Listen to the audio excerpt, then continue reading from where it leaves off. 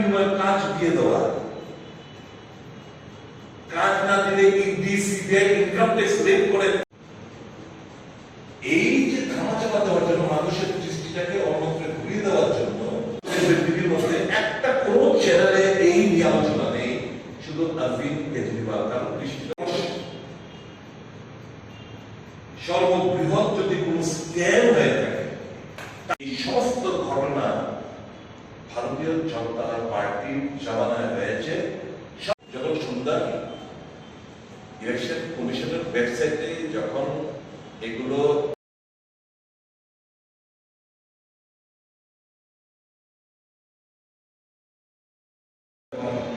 আজকের এই প্রেস বার্তায় আপনাদের সকলকে স্বাগত জানাচ্ছি ত্রিপুরা প্রদেশ কংগ্রেস কমিটির তরফ থেকে। আমাদের মাননীয় প্রদেশ কংগ্রেস কমিটির সভাপতি ওনার আহ্বানে আজকে প্রেস মিট আমাদের মাঝে নিয়ে আছেন, আমাদের স্পোক্স পার্সন কবির চক্রবর্তী আছেন। আপনারা সবাই অবগত আছেন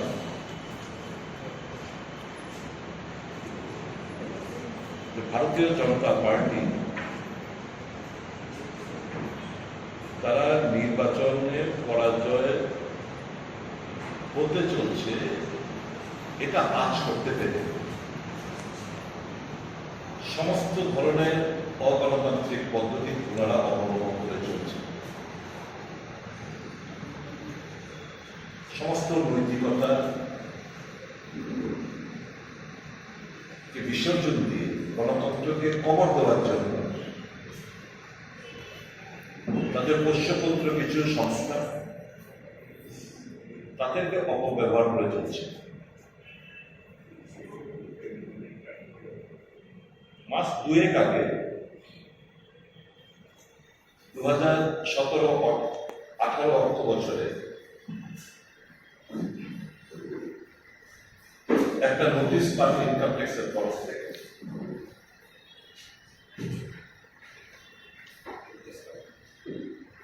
$210 কোটির 4টি ব্যাংকে 11টা অ্যাকাউন্টে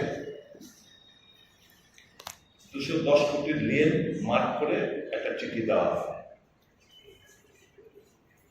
কেন নোটিশ? নোটিশটা হচ্ছে এই কারণে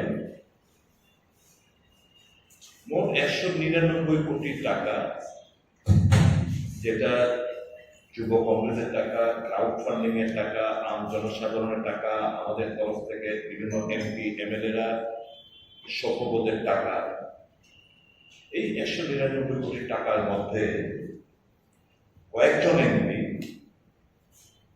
মাত্র 14.49 লক্ষ টাকা out of A total of 199 কোটি টাকার মধ্যে 14 আর প্যারালাইজড হচ্ছে ওই যে 14,49,000 টাকা।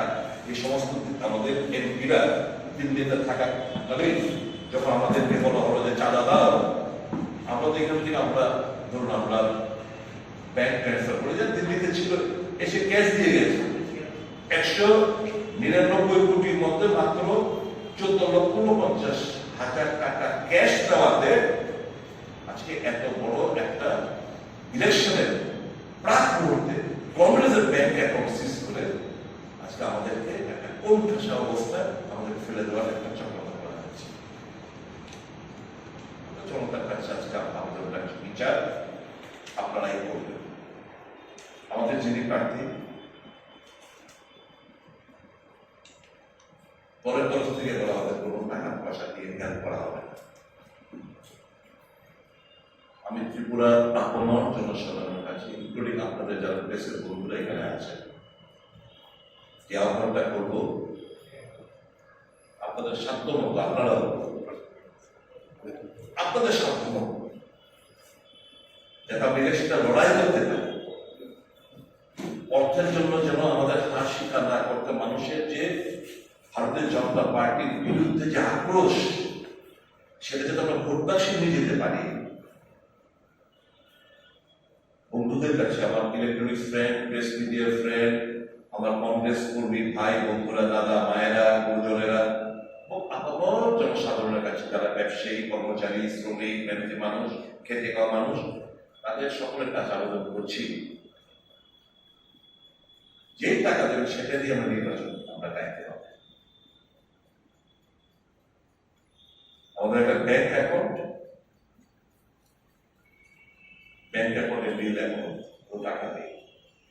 আমি ব্যাংক পার্টিকুলারগুলো আপনাদের মাধ্যমে সারা রাজ্যে মানুষের কাছে পৌঁছে দিতে চাইছি এবং আর্নেস্টলি করজোর আবেদন রাখতে চাইছি, please come forward, help us financially.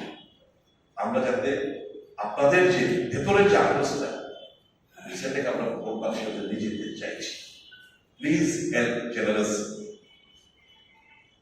উনি একটা ইলেকশনের পারপাসে যে বইটা করেছেন, Indian overseas bank, motor stand, Chittaranjan road, শাখা। অ্যাকাউন্ট নাম্বার হচ্ছে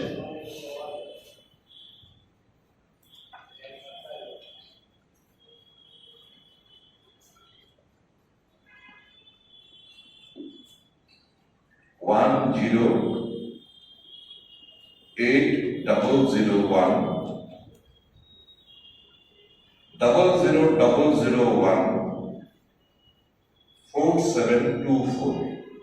আমি আবার বলছি, অ্যাকাউন্ট নাম্বার 10800100014724 অ্যাকাউন্ট নাম্বার। আর IFSC নাম্বার হচ্ছে 10BA, B for Bengaluru, A for Agartala, 0001080।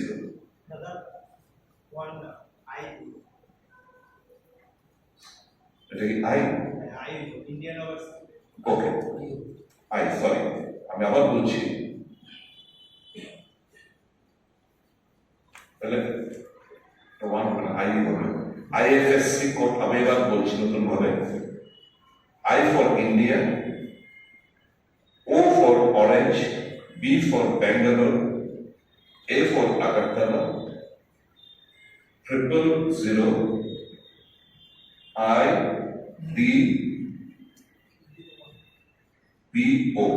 IDBO.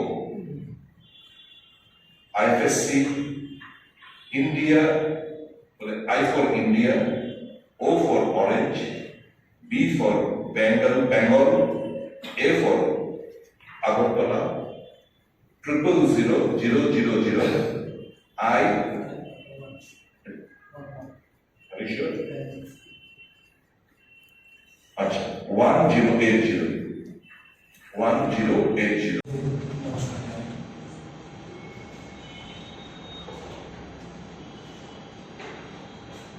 গতকাল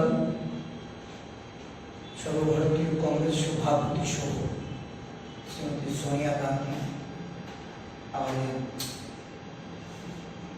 প্রিয় নেতা রাহুল গান্ধীজি, আমাদের সর্বভারতীয় কংগ্রেস কমিটির উপাধ্যক্ষ অজয় মাকেনজি, আমাদের অন্যান্য কংগ্রেস নেতৃত্ব সাংবাদিক সম্মেলনের মাধ্যমে কংগ্রেস দলের 4টি ব্যাংকে 11টি অ্যাকাউন্ট ফ্রিজ করে এই লোকসভা নির্বাচনের প্রাক্কালে দলীয় প্রচার সামগ্রী থেকে শুরু করে নির্বাচনী প্রচার কাজে ব্যাহত করার লক্ষ্যে যে গভীর ষড়যন্ত্র ভারতীয় জাতীয় কংগ্রেস এবং স্বাধীন সত্তা বিশিষ্ট প্রতিষ্ঠানগুলিকে কাজে লাগিয়ে যে ঘটনায় লিপ্ত হয়েছে তার প্রতিবাদে দেশবাসীর সম্মুখে আমাদের বর্তমান যে এই লোকসভা নির্বাচনের আর্থিক সংকটের দরুন প্রচার কার্যের অসুবিধাজনিত বিষয়গুলি ওনারা সামনে রেখেছে,